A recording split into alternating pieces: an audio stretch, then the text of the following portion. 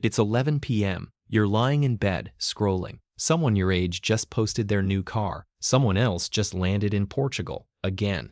A third one is holding keys in front of a house with a caption about hard work paying off. And you're sitting there in the dark with a savings account, a boring index fund, and a budget spreadsheet, wondering if you're the one falling behind.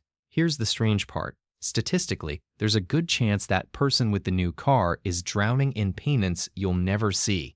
And there's a good chance that you, the one who feels behind, are quietly ahead of almost everyone your age. Because financial freedom doesn't look like freedom while it's being built. It looks like nothing. No announcements, no applause, no posts. And that's exactly why most people who are on track have no idea they are. So today, 5 signs backed by actual data, not vibes, that you're closer to financial freedom than the vast majority of people your age. I'm going to give you the numbers behind each one so you can measure yourself honestly. Count how many apply to you and stick around for number 5 because it's the one nobody expects and it's probably the one you have. Sign number 1. A $1,000 surprise doesn't scare you. The transmission fails, the tooth cracks, the laptop dies the week you need it most. For you, it's annoying. You transfer the money, fix the problem, and move on with your life. By next week, you've barely thought about it again. That sounds unremarkable. It is not. According to Bankrate's 2026 Emergency Savings Report, just 47% of Americans have enough liquidity to cover a $1,000 emergency expense. And it gets narrower than that. Only 30% would actually pay it from savings, while a full third would go into debt to handle it through a credit card, a personal loan, or borrowing from family. Nearly 1 in 4 Americans have no emergency savings at all. 0. And in the same survey, 68% said they'd be worried about covering their living expenses if they lost their income tomorrow. So if you have even 3 months of expenses sitting in a boring savings account, ideally a high-yield one, quietly collecting interest while it waits, you're not being overly cautious. You're not leaving money on the table. You're standing on ground that most people simply don't have. An emergency fund doesn't grow your wealth. It protects the machine that does. Because here's what actually destroys most financial plans. It's not laziness. It's not stupidity. It's one bad month. One surprise expense that lands on a credit card at 21% interest and never fully leaves. The balance lingers, the interest compounds against you, and 6 months later, the plan is gone. Your emergency fund is the wall between your future and that spiral. Boring? Absolutely. That's the point. Sign number 2. You pay your credit card in full. Every single month. You might think everyone does this. They don't. Not even close. A May 2026 Federal Reserve study found that 45% of adult cardholders carried a balance for at least 1 month in the past year, and a 2026 report by the Century Foundation puts it at roughly 111 million Americans, about half of all active cardholders, carrying credit card debt from month to month, not for an emergency, as a lifestyle, as the normal state of their finances, and carrying a balance today is brutal. The average APR across all credit cards was about 21% in early 2026, near the highest levels ever recorded. Run the math on the average balance. At 21%, a $6,500 balance generates roughly $114 in interest every single month, before a single dollar of the actual debt goes away. One Bankrate analyst calculated that someone making only minimum payments on that average balance would stay in debt for about 18 years and pay more than $9,000 in interest. 18 years. That's a child growing up and leaving home while the same purchase is still being paid off. Now flip it. You, the person who pays in full, you're getting the convenience, the rewards, the credit score, and paying 0 interest. Inside the industry, they literally have a name for you, a transactor. The card company still earns money when you swipe through the fees merchants pay, but it earns it from the store, not from you. You use the system. The system doesn't use you. Half the country is paying to borrow. You're being paid to spend, and that's not a small difference. Take that $114 a month, the interest the average revolver quietly hands over. Invest it instead at a historical 8% average annual return. That same money would grow to roughly $170,000 over 30 years. Same dollars. Opposite direction. One version funds the bank's future. The other funds yours. Sign number 3. You invest automatically, even when the amount feels embarrassingly small. Now you might be thinking, but I only put in $100, maybe $200 a month. That's nothing. That's not real investing. Real investors move thousands. Let the math answer that. $200 a month at a historical 8% average annual return.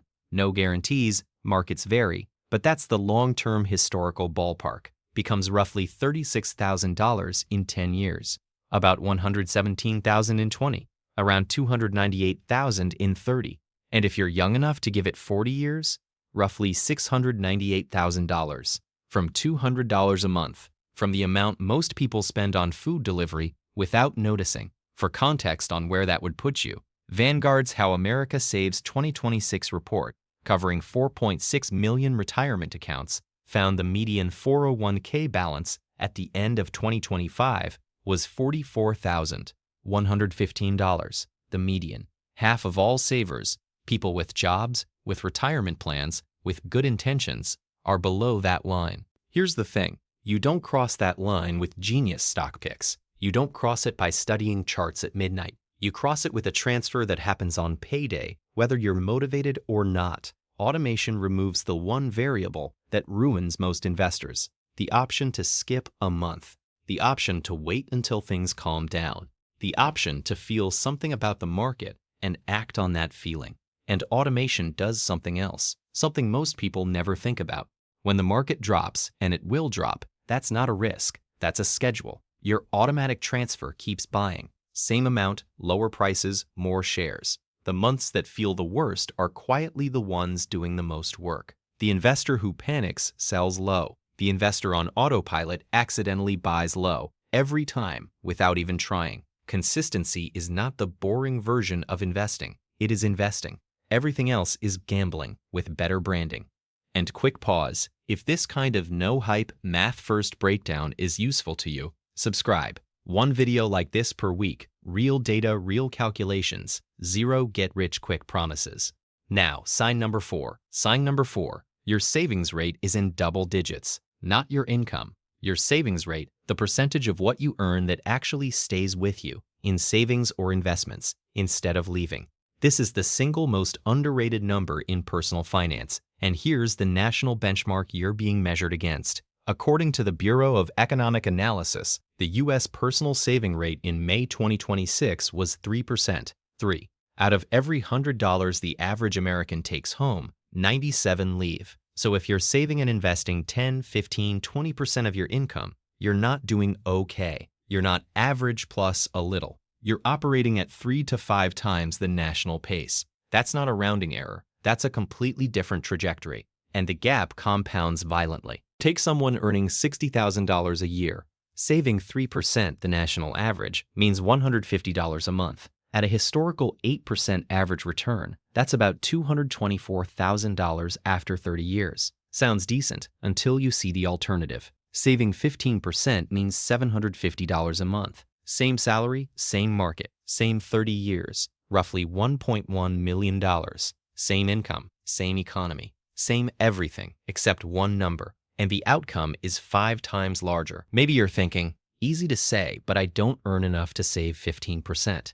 Fair. And for some people, in some seasons of life, that's genuinely true, and no percentage lecture changes the rent. But notice what the data quietly reveals. The low savings rate problem exists at almost every income level. People earning 6 figures carry credit card balances too. Because spending expands to swallow whatever comes in, every raise becomes a nicer car, a bigger apartment, a lifestyle that eats the difference. Which means the skill of keeping a gap between what you earn and what you spend, even a small gap that you widen a little every year, is rarer and ultimately more valuable than a raise. Your income is what the economy pays you. Your savings rate is what you pay your future. And sign number 5, the one nobody expects. You feel behind. Sounds backwards. Stay with me, because this one explains the other 4. The people building real wealth are almost always comparing themselves to the wrong benchmark. They see average account balances in headlines, like the average 401k balance of nearly $168,000 from that same Vanguard report,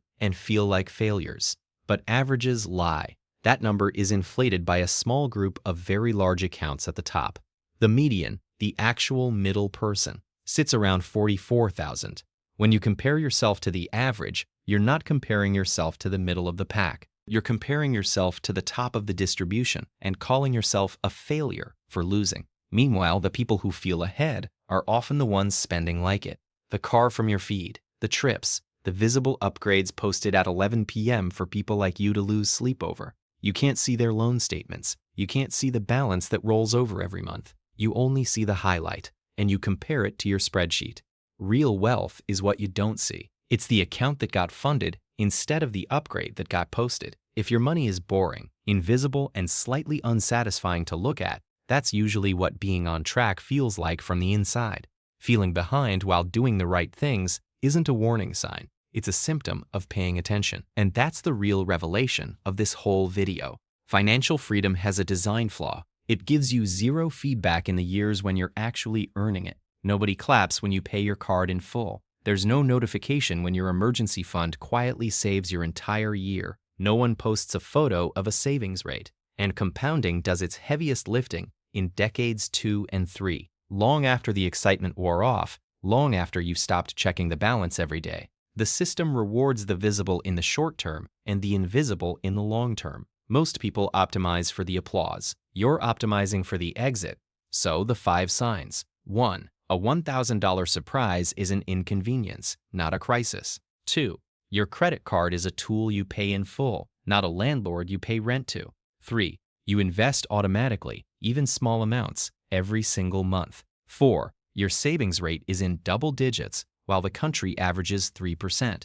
5. You feel behind, precisely because you're measuring yourself honestly. And that person from the beginning, the new car, the trip to Portugal, the house keys at 11 p.m., you have no idea what their balance sheet looks like. Statistically, there's a coin flip chance they're carrying a balance at 21% to finance the photo you lost sleep over. Stop measuring your real life against their highlight reel. So here's my question, and it takes 5 seconds to answer. How many of the 5 signs do you have? 0 to 5. Drop your number in the comments and be honest, because the honest ones are the ones on track. And if you know someone who has all 5 and still thinks they're failing, send them this video. They need to hear it more than anyone.